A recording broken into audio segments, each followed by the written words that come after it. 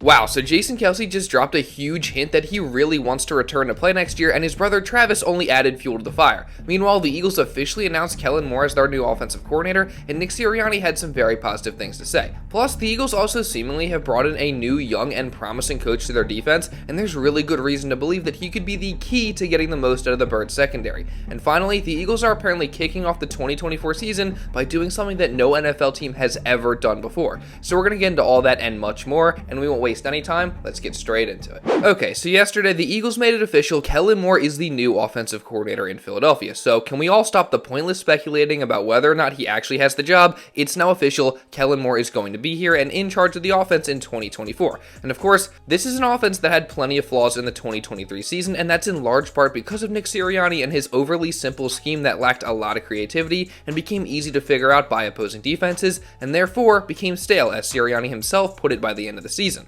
So Moore will not only have to come in and fix all that, but find some common ground with Sirianni, because I'm sure he's still going to have a say in how the offense looks. Now, the good thing is Sirianni seems like he is excited to have Moore joining the staff. I mean, of course, he's more than likely the one that hired him, but the Eagles also released a statement from Sirianni about Kellen Moore, as he said, quote, "As an accomplished offensive coordinator, a former NFL player, and a Heisman finalist, Kellen has shown a tremendous ability to lead an offense at every level of the sport while gaining the trust and respect of his players and teammates.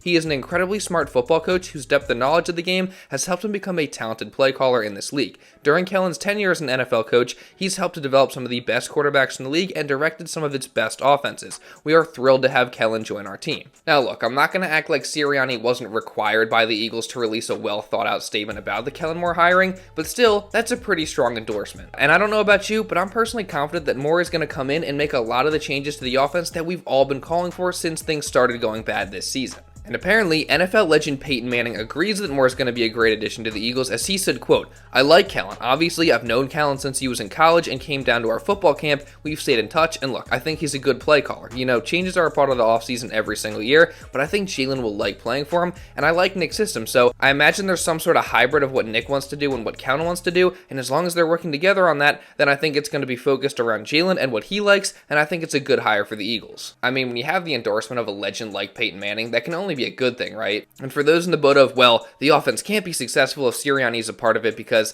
I've seen some people say that, then just remember back to the 2022 season where the offense was a blend of what Shane Steichen and Nick Sirianni wanted to do, and it was unstoppable. So I'm confident that as long as Moore turns out to be the good, creative play caller that many of us, including myself, think he is, then the offense is going to be amazing in 2024, especially because I know that Kellen is going to bring new things to this offense that we haven't seen much of during the Sirianni tenure. And seeing DeAndre Swift do what he did at the Pro Bowl only makes me think of those possibilities more. I mean, remember back to the season when myself and other Eagles creators were talking about how the Eagles were going to use DeAndre Swift in this hybrid type of role where he was a real threat to catch passes out of the backfield, and then the season started and went on, and the Eagles just never did that. Swift was never utilized out of the backfield as a receiver the way that we thought he would be. Yet, here he is in the Pro Bowl catching passes like a receiver. I mean, it was kind of hard to watch, to be honest. But then, it does make you think of the potential if the Birds were to bring Swift back, maybe Moore could find a way to utilize him more in that way. I mean, I'm not going to say it would become a massive part of the offense because Moore's track record, plus the receiving weapons that the Eagles have, don't make it seem like Swift catching passes out of the backfield would ever be one of the main offensive options. But I think we can all agree Moore is a massive upgrade over Brian Johnson,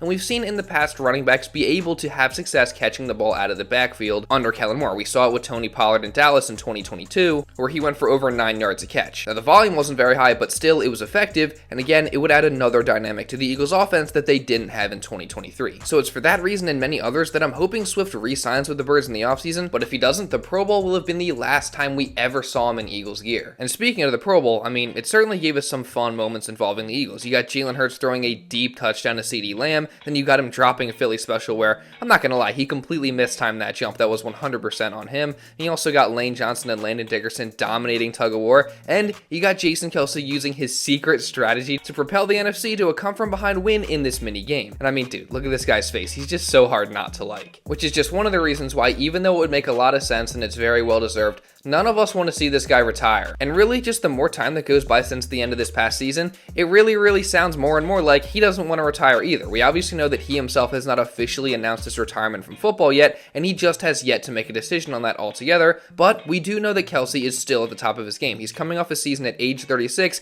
where he made the Pro Bowl and was a first-team All-Pro. And we also know that he loves the game of football, and he's been having a hard time walking away from it for years now. And it seems like he might actually at this point be trending in the direction of returning next year, at least based on some recent comments, as at the Pro Bowl he was signing autographs for fans, and he had an interesting interaction with one of them where he hinted at his potential return. Please don't retire. For the love of football, please don't. Smile around there.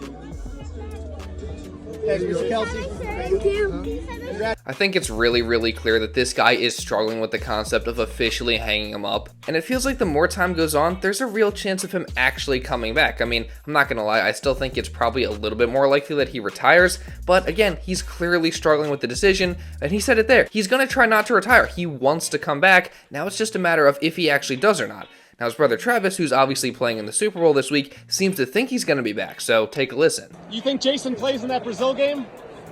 I think so. I don't know. I'm not a betting man, but I think he's got some football left. What are the odds? What are the odds? No, I don't even know. I'm going to leave that up to him. So again, just based off of Travis and Jason's words, it seems like there is a very real shot of him playing next season and suiting up week 1 in Brazil. And yeah, speaking of that, the Eagles are opening the season next year by hosting a game in Brazil. That's going to be on Friday night, so they'll have the honor of playing the second game of the entire season on national TV and also on an international stage where the NFL has never gone before. There has never been a game in South America, so the Eagles will be the first team to play and host a game down there, which I'm not gonna lie, that's pretty cool, and I am looking forward to it. Now, there is one thing that's annoying me about the whole thing, though, and that's the fact that the Eagles lose a real home game because they technically are the home team for this Brazil game, so that definitely really sucks, but at the same time, there's probably not a better time in the year to have the Eagles travel to Brazil than week 1 before the season starts to wear on and things get grueling and it kind of starts to wear the players down. So overall, I'm kind of excited for it, and I'm definitely not going to care about losing the home game once we just get to the start of the regular season. But what do you guys think? Now, moving on, the Eagles went out and made another big addition to the coaching staff, this time adding Broncos defensive backs coach Christian Parker, but apparently an increased role than he had in Denver. And this means not only will he probably be the DB coach, but he could also be the passing game coordinator. And in addition, Parker's going to be reunited with defensive coordinator Vic Fangio, as the two were together in 2021 with Denver when the Broncos had the 8th best pass defense in the entire NFL. And personally, I'm a really big fan of this move for multiple reasons. One, he's a young guy who, despite limited experience, has had a lot of success at the NFL level, coaching guys like Patrick Surtain and Justin Simmons to all-pro seasons, and also being able to connect well with his players and be a guy who they really like, as well as just preach communication. So you have to wonder if this hire is just what the Eagles need to begin to fix their secondary. I mean, we saw the regression to the secondary and of certain players in just 1 year, going from Denard Wilson to DK McDonald, so maybe getting a guy like Parker in here who has had a lot of success and has gotten the most out of some talented players, both older and younger, and who also connects really well with the players, is just what the Eagles need to get their secondary on track. I mean, the young guys like Kelee Ringo and Eli Ricks will surely benefit from having a younger guy in there who's gotten the most out of a young guy like Pat Surtain before, and the older guys like Slay and Bradberry, assuming Bradberry is still here, which I'm kind of hoping that he's not, they should benefit from having a guy like Parker as well. So what do you guys think? How big of a difference will the hiring of Christian Parker have on the Eagles secondary as a whole next season?